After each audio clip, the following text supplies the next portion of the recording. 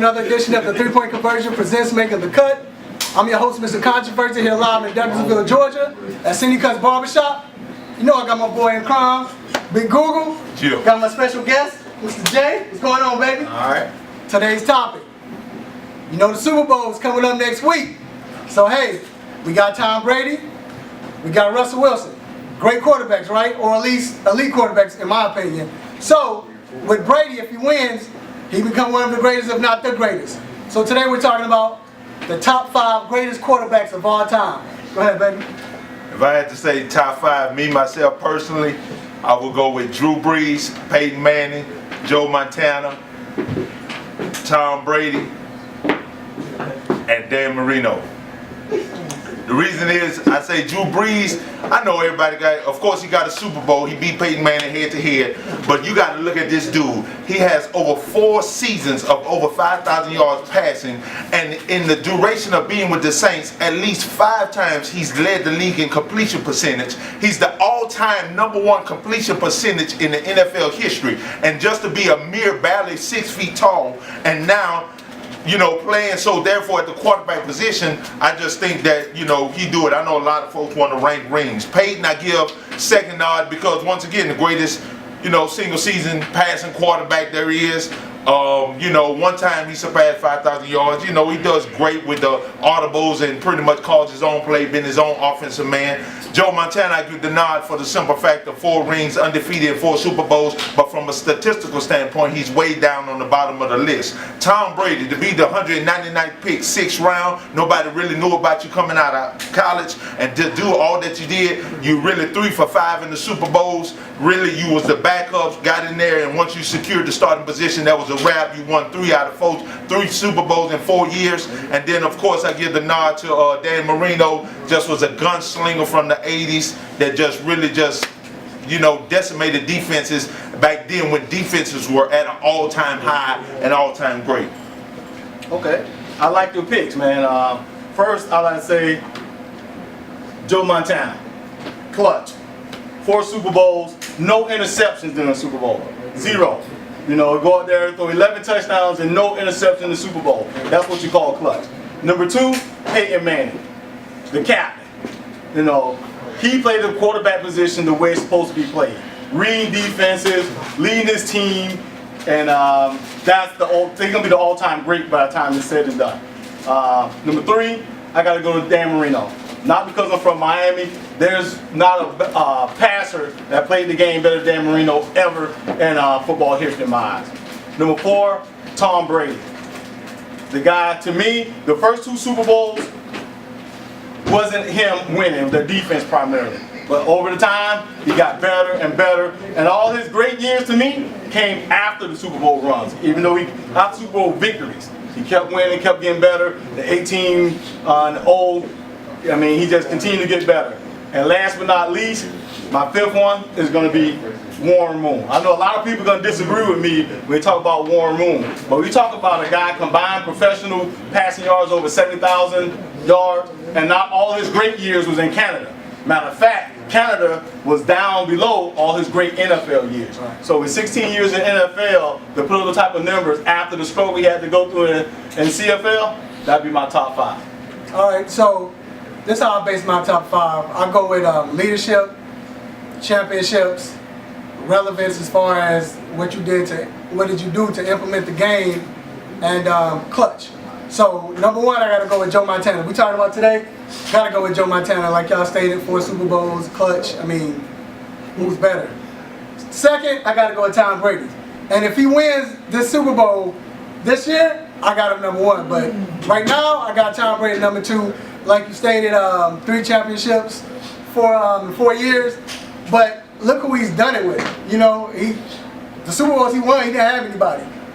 I know you say that it's based on defense, but 2 of those 3 Super Bowls, he brought his team back in the last minute to take, you know, the last minute drive. So I got Tom Brady. Number 3, I got to go Peyton Manning. You know, he's probably going to have almost all the records once he retires. So greatest quarterback in the regular season, got to go with him.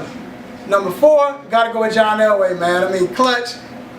He didn't have that running back. Dan Marino didn't have a running back either, but he didn't have that running back. He didn't have no help. So, but he went to 5 Super Bowls and started 5 Super Bowls.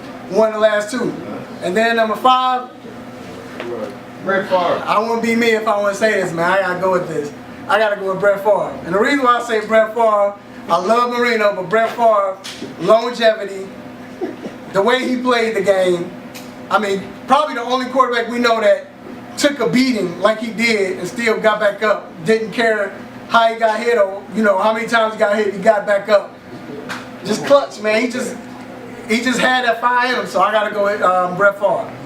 First of all, you and your categories of leadership and clutch, ain't nobody want to hear all that and everything. When it comes to the quarterback position, once again, it's about slanging that rock. It's about completing that pass. It's about getting that team downfield and plain and simple. When it come down to it, that's how I look at it. Slanging that rock. We ain't talking about calling the play, handing a handoff. We ain't talking about no little shuffle passes, none of that stuff. Sitting in that pocket and picking the defense apart and making them feel like we'll never be able to do nothing with this kid. So therefore, in that sense there, I understand what you're saying, and I would agree with your top 5 based on that. You got to give props to John Elway. Of course, you're going to give Moon over Elway. I really think the whole audience, he was a gunslinger. But we talking about NFL, we ain't talking about CFL where the league is strictly passing. I mean, ain't no running back great was in the CFL. So, in that sense there, I understand. But Warren Moon over John Elway, come on now. Well, I want to say Warren Moon over John Elway because you saying the CFL, his worst years in the CFL, his best passing yards, you saying passing the ball, that's what the quarterback position about. He had better passing stats than Elway. If that's the case, that's a negative. John Elway got over 51,000. Warren Moon in the NFL got 49,000. John Elway got 2 Super Bowls out of 5 appearances. We said passing. We ain't talking about Super Bowl. Okay, passing. So we talking about. So Brad Johnson got a Super Bowl. Then put Brad Johnson over Dan Marino. Put Brad Johnson over Dan Marino. You said Super Bowl. You mentioned Super Bowl. That's irrelevant. We talking about passing. Passing. Elway got to be in touchdowns and passing yards. This is why I say. This is why I don't put Warren Moon in that conversation. He couldn't win the big game, and he had receivers. But Dan Marino's didn't either. And that's why he's not in my top 5. And but he was in our top 5. But still, and with Marino, like you said, he went to the Super Bowl, he lost. He only won the Super Bowl one time. One time. Can't be in the top 5, dog. You gotta put Elway over him. He only been to the Super Bowl one time and lost. Okay, and then on your premises, then why Terry Bradshaw ain't there and yours? Because it was Super Bowls. Because it wasn't him though. But it wasn't him. Come on now. Hold on. Come on now.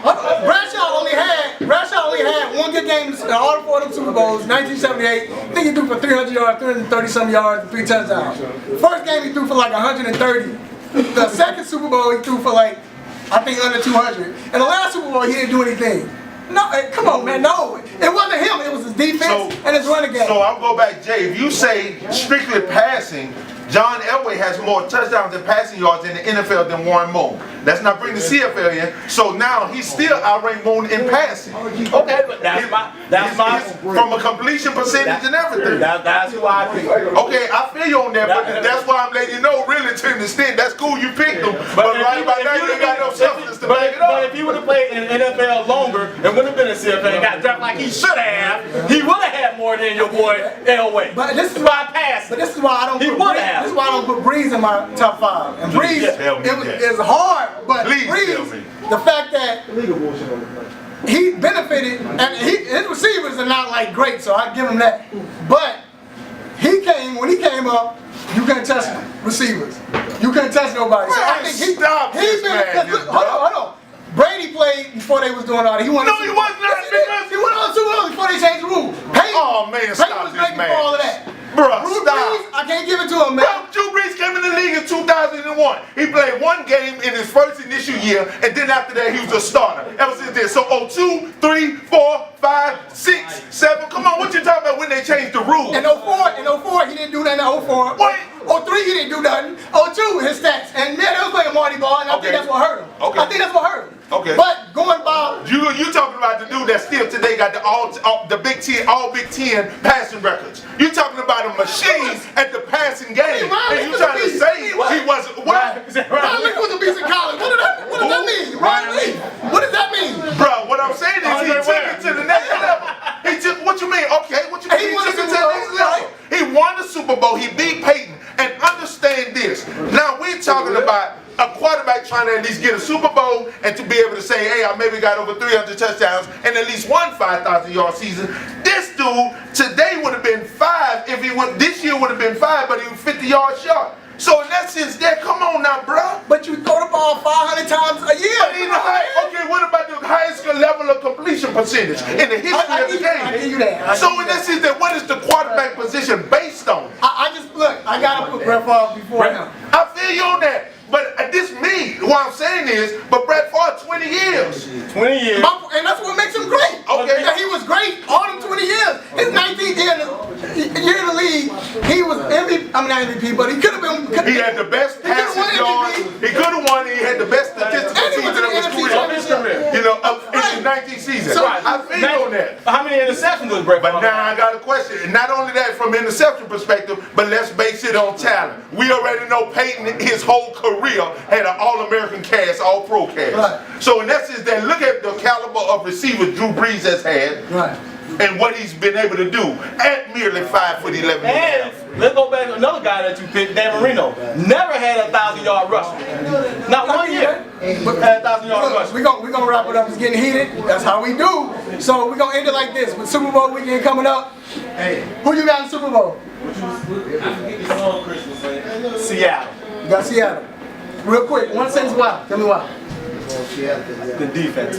Defense a little bit hungry, too physical. New England typically have a problem with physical teams. When you look at the team that play them physical, you look at the Baltimore, you look at the Buffalo, you even look at the Jets. Yeah, they blew the Jets out the second time, but physical teams. Okay. What you got? A part of me wants to say Seattle, but I'm going to say New England because Seattle has cracks in their defense and they play the wrong team to be able to show those cracks to. All right. Well, I got Seattle. Only reason I say because I think of the advantages. I think New England got the advantage on the coaching end. But as far as players, I don't know who's going. You know, Gronk is going to get shut down because Kim Chancellor, he always come in and he always, you know, shut every tight end who plays against him, every great tight end. So I think Seattle got with Russell Wilson running the ball and passing the ball, then of course beast mode. So once again, it's a 3-point conversion percent making the cut. We're here live in Douglasville, Georgia at Cindy Cuts Barbershop. I got my man Jay, appreciate it baby. Got my boy right here, Big Google. Yo, shout out to my barber, Dwayne Chambers, aka Baby Potter. Appreciate it baby. We out.